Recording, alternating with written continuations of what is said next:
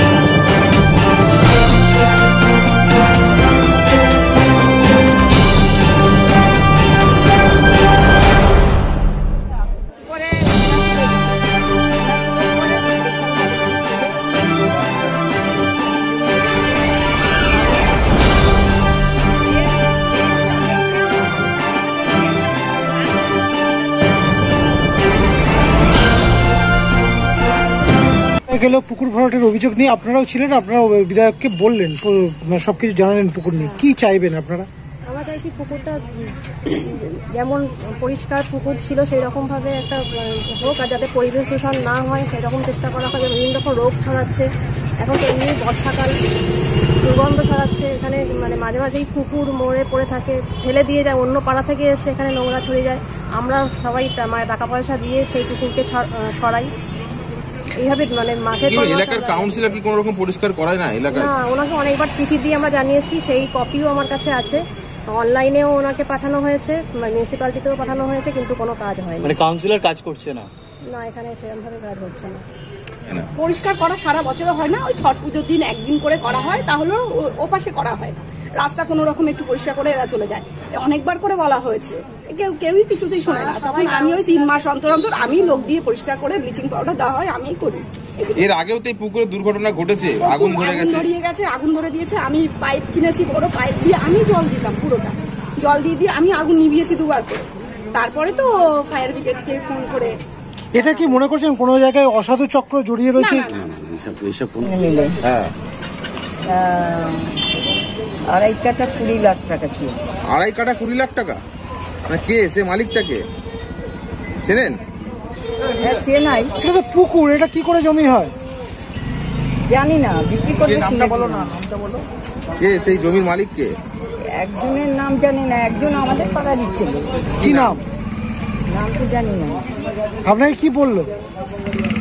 আমি ওই একটু ওখানে মন্দির করবো বলছিলাম। মন্দির করবেন বলেছিলেন, তখন কি বললো? বললো যে ওইখানে তো জমি বিক্রি হবে। আমি বললাম তাহলে আমাকে হাফ কাটা দাও, যা দাম হবে আমি দেবো। বলে হাফ কাটা তো হবে না, আমার ভাগে যা আছে তার থেকে অর্ধেকটা। কতটা বিক্রি করে বলেছে? 5 কাটা।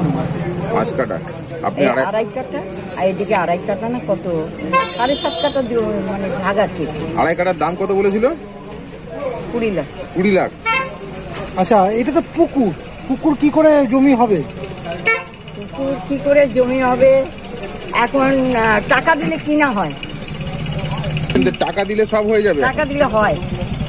প্রসঙ্গটা হচ্ছে পুকুরটা এরম ভাবে দিনে দিনে ভরাট হয়ে যাচ্ছে, পুকুরটা পরিষ্কার করা হচ্ছে না, যার ফলে এখানে দীর্ঘদিন ধরে লোকে আবর্জনা এসে ফেলে যাচ্ছে, কেউ গাড়ি নিয়ে এসে ফেলে যাচ্ছে, কেউ মোটরসাইকেলে করে যাচ্ছে ফেলে যাচ্ছে, যার ফলে আমরা পাশে থাকি, কেউ কুকুর মরা, কেউ ছাগল মরা, বিড়াল মরা এনে ফেলে যাচ্ছে।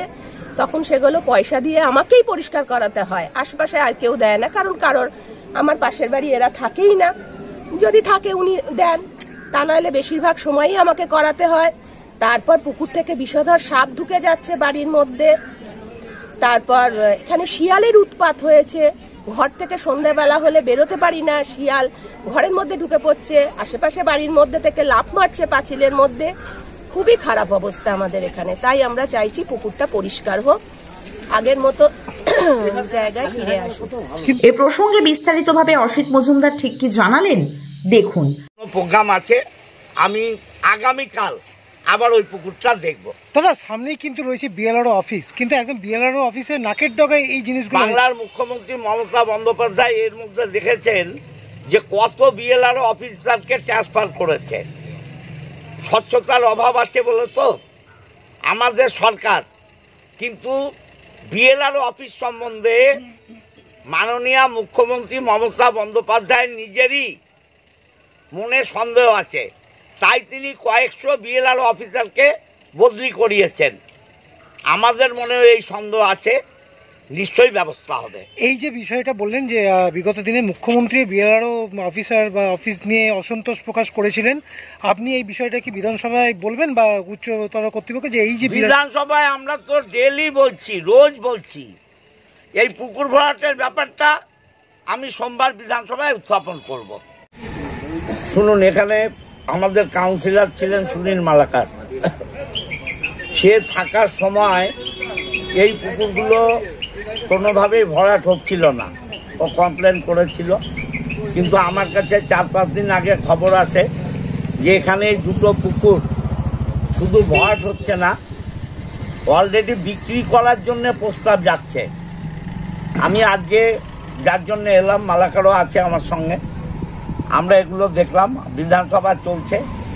সোমবারের মধ্যে আমি বিএলআরওর কাছে কমপ্লেন জমা দেব, এগুলো পূর্বের অবস্থায় ফিরিয়ে আনা, এবং এটা একটা ভালো পুকুর, আমরা এধারে পার বাঁধাবো।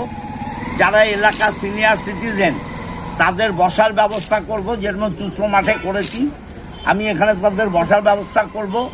এবং পারলে যদি পাড়ার কোনো রেজিস্টার্ড ক্লাব দায়িত্ব চায়, আমরা তাদের সুইমিং পুল করার জন্য পারমিশন দেবো। কি বলবেন, আপনারই তো কাউন্সিলর এখানে রয়েছে, তিনি কি খেয়াল রাখেন না এলাকাগুলো? দেখুন, এটা এই ওয়ার্ডটা খুব বড় ওয়ার্ড, প্রায় 34-35টা পাড়া, 42খানা পাড়া। অসুবিধা হচ্ছে, আমি কথা বলবো। আপনি বলেন বিগত দিনে আপনারই প্রাক্তন কাউন্সিলর এগুলো বিষয়ে অবগত ছিল, কিন্তু বর্তমানে দেখা যাচ্ছে কিন্তু 3 নম্বর ওয়ার্ডে একাধিক পুকুরের এরকম অভিযোগ আপনি আসছেন। অভিযোগ যখন এসছে, আপনারা তো জানেন আজকে থেকে নয়, অভিযোগ এলে আমি সেগুলো নিজে দেখি এবং ব্যবস্থাও নিই। এগুলো যখন দেখে গেলাম ব্যবস্থা হবে। যেসব পুকুর মালিক নিজেদের পুকুর থাকা সত্ত্বেও সংস্কার করেন না, তাদের বিরুদ্ধে কি কোনো ব্যবস্থা নেওয়া দরকার নয়? আইন আছে, আইন আছে, আইন প্রয়োগ হবে।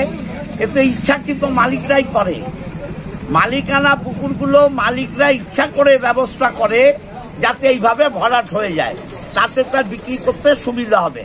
এই সুবিধা বাংলায় মামাটি মানুষের সরকার থাকার সময় নজরে এলে হবে না। দেখুন, এ তো আমার নলেজে ছিল না।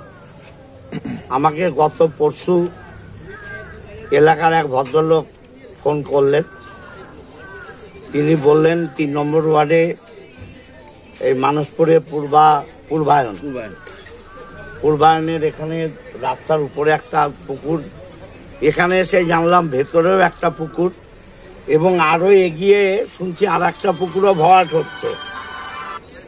দেখুন, আপনারা তো জানেন যে পুকুর ভরাটের বিরুদ্ধে আমি প্রথম থেকে লড়াই করে আসছি। গাছ কাটা এবং পুকুর ভরাট, এ দুটো একটা মাফিয়া গ্রুপ তৈরি হয়েছে। এরা আইন কানুন তোয়াক্কা না করে সব করছে। আমার কাছে যখন খবর এলো, ভরাট আমি করতে দেব না, এটা খনন করার জন্যে যা যা ব্যবস্থা নেব। আমি এলাকার মানুষের কাছে দাগ নাম্বার, খতিয়ান নাম্বার চাইছি দুটো পুকুরেরই এখানে। আমি তো আজকে তো বন্ধ, বিধানসভা চলছে, আমি তবুও সোমবার যেভাবে হোক বিএলআরওকে জানাবো।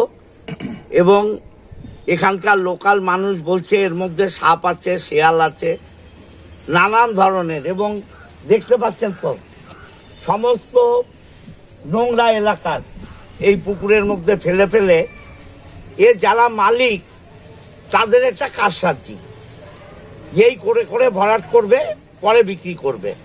আমি এলাকার মানুষদের অনুরোধ করব, পুকুরের জমি কেউ কিনবেন না, এবং বিএলআরওকে লিখে এই পুকুর আমি সংস্কারের ব্যবস্থা করব।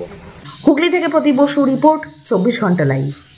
ফ্ল্যাট বুকিং চলছে, আজই যোগাযোগ করুন Gita construction, B10/249 near central park, Kalyani. Booking চলছে কল্যাণী B2/221, B2/312, কাঁচরাপাড়া ঘটক রোড, সতীশ নন্দী রোড, লোক সিনেমা চাঁদমারি রোড, লিচুবাগান সিরাজ মন্ডল রোড, টিকটিকি বাজার, মিলননগর আগুরিপাড়া, রজনীবাবু রোড, নিপেন সরকার রোড, আরপি স্কুল, নৈহাটি 6 নম্বর গেট, বিজয়নগর, ভাটপাড়া রূপশ্রী হল, হালিশহর রাজমহল হাউজিং এস্টেট। আজই ফোন করে বিস্তারিত জানুন। গীতা কনস্ট্রাকশন 9831478795।